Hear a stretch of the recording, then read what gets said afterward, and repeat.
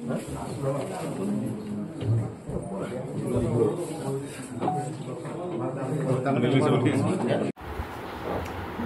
10 তাৰিখে ডিফু থানাৰ অন্তৰ্গত 3 কিলো অঞ্চলত হুকুৰি টিছপি নামৰ এগৰাকী যুৱতীক প্ৰায় ৰাতি 1:07 কোনোবা দুৰ্বৃত্তই গুলি কৰি তেখেতক প্ৰাণহানি কৰে আৰু তাৰ পিছে পিছে মই আৰু আমাৰ এডিশ্যনেল এছ পি ক্ৰাইম আৰু আমাৰ গোটেই দিছপুৰ থানাৰ যি টিম আছে ডিফু থানাৰ যি টিম আছে আমি উপস্থিত হওঁ প্ৰায় 11 বজাত আৰু তাৰপিছত আমি তদন্ত আৰম্ভ কৰোঁ। আমি আমাৰ টেকনিকেল ছাপোৰ্ট আৰু আমাৰ তদন্তৰ কালত আমি প্ৰথমতে 2জন যুৱকক আমি কৰায়ত্ব কৰোঁ। তেওঁলোক হ'ল মুকৰাং তেৰাং আৰু ৰাংচিনাথ ৰংপি। তেখেত দুজনক আমি প্ৰথমতে কৰায়ত্ব কৰাৰ পিছত তেওঁলোকক আমি সোধপোছ কৰাৰ পিছত আৰু এজন ব্যক্তিক আমি যোৱা নিশা আমি কৰায়ত্ব কৰোঁ। তেখেতৰ নাম প্ৰবীণ ৰংপি আৰু 3জনকে আমি কৰায়ত্ব কৰাৰ পিছত আমি যোৱাকালি সোধপোছ কৰাৰ পিছত বিতং তথ্যত আমি গম পাওঁ মুকৰাম নামৰ ব্যক্তিজনে যিটো পিষ্টলেৰে গুলি মাৰিছিল সেই পিষ্টলটো দি পেলাই এখন বাৰীত লুকুৱাই থৈছিলে।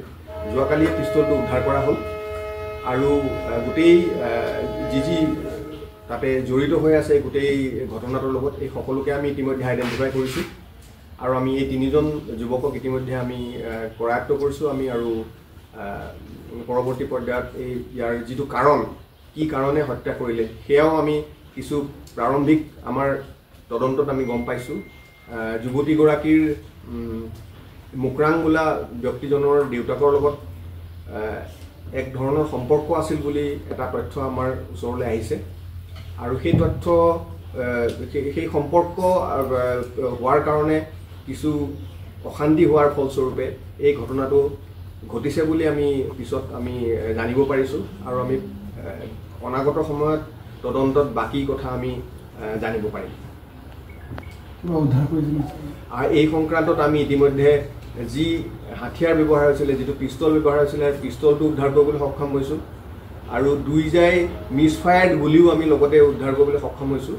যিটো কথা ইতিমধ্যে আমাক এজন একিউজডে আগতে কৈছে যে 2টা ৰাউণ্ড মিছ হৈছিলে সেই 2টা ৰাউণ্ডো আমি উদ্ধাৰ কৰিবলৈ সক্ষম হৈছোঁ আৰু ঘটনাস্থলীৰ পৰা আমি যিটো ৰাউণ্ড ফায়াৰ হৈছিলে সেই ৰাউণ্ডৰ এণ্টি কেছো আমি ইতিমধ্যে উদ্ধাৰ কৰিবলৈ সক্ষম হৈছোঁ। মানে সম্পূৰ্ণ পাৰিবাৰিক সংঘাতৰ সংক্ৰান্তত এই হত্যাকাণ্ডটো হৈছিলে। হয়,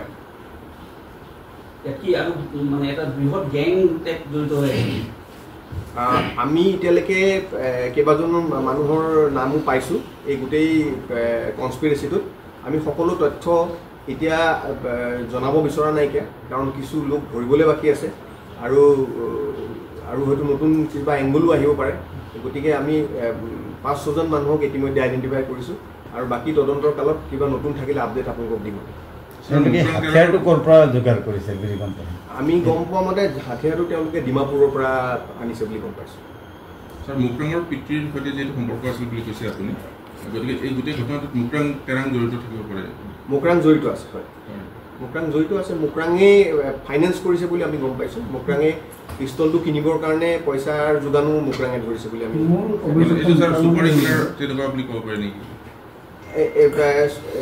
চুপাৰী কিলাৰ বুলি একজেক্টলি ক'ব নোৱাৰি। তেওঁলোকে একেলগে গোট খাই পেলাই গোটেই এটা কনস্পিৰেচি কৰি পেলাই কৰিছে। এইটো তদন্তৰ পিছত পৰৱৰ্তী পৰ্যায়ত ওলাব। আৰু এটা মুকৰাঙে এটা শকত ধনৰ তেওঁলোকক প্ৰলোভন দিয়াটো আমি এতিয়ালৈকে জানিব পাৰিছোঁ। হয় হয়, আৰু এতিয়ালৈকে যি খৰচ হৈছে এই খৰচো সকলোবিলাক মুকৰাঙেই কৰিছে বুলি আমি আমাৰ তদন্তত আমি পাইছোঁ।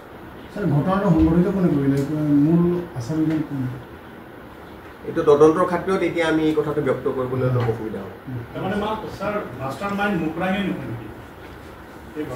এই গোটেই তদন্তটো চলি আছে। এতিয়া আমি কোনে কৰিলে সেইটো আমি ইতিমধ্যে গম পালোঁ আৰু কেনেকৈ কৰিলে আমি ইতিমধ্যে গম পালোঁ আৰু কাৰ প্ৰৰোচনাত কৰিলে এইটো আমি গম পালোঁ আৰু পৰৱৰ্তী পৰ্যায়ত আৰু ফাৰ্ডাৰ ডিটেইলছ আমি ইনভেষ্টিগেশ্যনটো কৰাৰ পিছতহে আমি গম পাম। ছাৰ, বৰ্তমান কিমানজন আটক কৰিছে? বৰ্তমান আমি 3জন আটক কৰিছোঁ আৰু যিজন মুকৰাঙৰ পিতৃক আমি তেখেতক সোধপোছ কৰি আছোঁ বৰ্তমান। স্যাৰ মুক্ৰাং টেৰাং ৰাংচুনা ৰংপি আৰু এজন প্ৰবীণ ৰংপি প্ৰবীণ ৰংপি হয় স্যাৰ প্ৰবীণ লম্পি কোনবা কেডাৰৰ বা কিবা সদস্য প্ৰাক্তন সদস্য আমি এতিয়ালৈকে জানিব পৰা প্ৰাথমিক তথ্য মতে তেওঁ কেপিএলটি কোনোবা এটা গ্ৰুপত তেওঁ সদস্য আছিল বুলি প্ৰাথমিক সদস্য আছিল বুলি গম পাইছোঁ এইটো ভেৰিফিকেশ্যন আমি কৰি আছোঁ স্যাৰ একেদিনা আৰু এটা কথা ওলাইছে ডিব্ৰুগড়ত আগত যে সেম ডে এজন এমএসিৰ ঘৰৰ সন্মুখত তিনি যাই গুলি ফুটোৱা হৈছিলে এইটো আপোনালোকৰ কিয় তথ্য আছে নেকি তেনেকুৱা তথ্য আমি পোৱা নাই এতিয়ালৈকে তেনেকুৱা ধৰণৰ কোনো ৰিপৰ্টিং বা পুলিচৰটো আমাৰ কোনো জনোৱা নাই আমি এইটো বাৰু আপুনি যেতিয়া কৈছে এইটো বস্তু আমি চাম এই তথ্য আমি এতিয়ালৈকে পোৱা নাই